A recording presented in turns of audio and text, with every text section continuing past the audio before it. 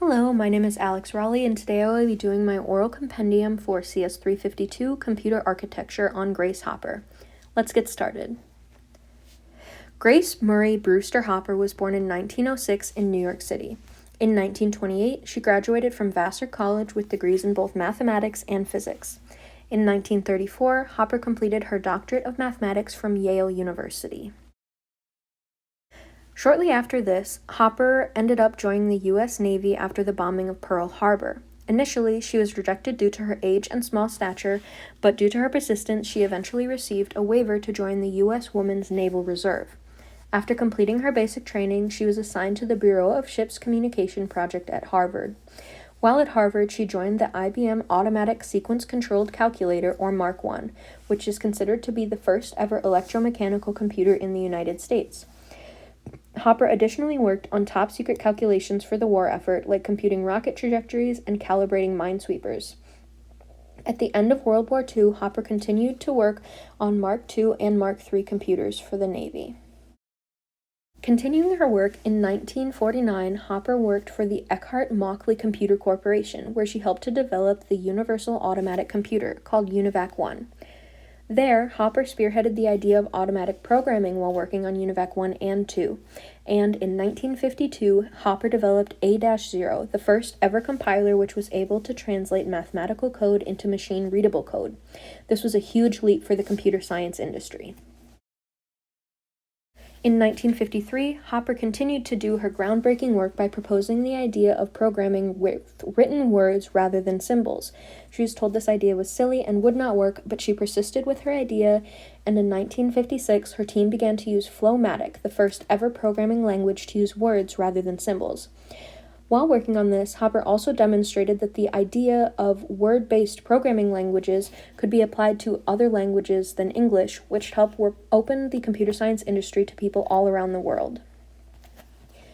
In 1959, Hopper participated on the Conference of Data Systems Languages called CODASL with the goal of developing a common business language for worldwide use. The product of CODASL was COBOL, or the Common Business-Oriented Language, and Hopper is widely recognized for her work on designing the language, developing the compilers for it, and encouraging people all over to adopt the use of the language into their business practices, which helped it become more widely accepted. Additionally, in 1966, Hopper was called back after retiring to help standardize the Navy's multiple computer languages and programs. Hopper's creation of A-0, the first compiler for translating mathematical code into machine-readable code, laid the groundwork for modern programming languages like C and Java to be created. And where would we be today without these? Additionally, by creating word-based languages, Hopper vastly expanded the community of computer users. Previously, the symbol-based languages had almost ensured computer usage was for the wealthy private sectors of society only. According to a 1980 interview, Hopper said that the reason she created word-based programming was to bring a whole group of people to be able to use the computer easily. Without Hopper's work in making computer science a more accessible field, we would be in a very different place today. Without the creation of compilers, we would not be able to use the high-level programming languages that are now standard in every programming-based industry now. Additionally, if Hopper had not pursued more user-friendly coding languages made of words rather than symbols, the programming community as a whole would be completely different in our modern world, and it very well might be something only the wealthy or businesses were able to participate in.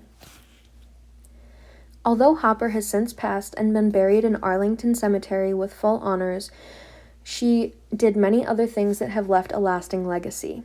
In addition to her prolific work in the computer science industry, Hopper was also a teacher and educated many generations as an adjunct professor through workshops and conferences that she hosted on computers and programming. Many honors, scholarships, and awards have also been named after Grace Hopper to honor her legacy in computer science.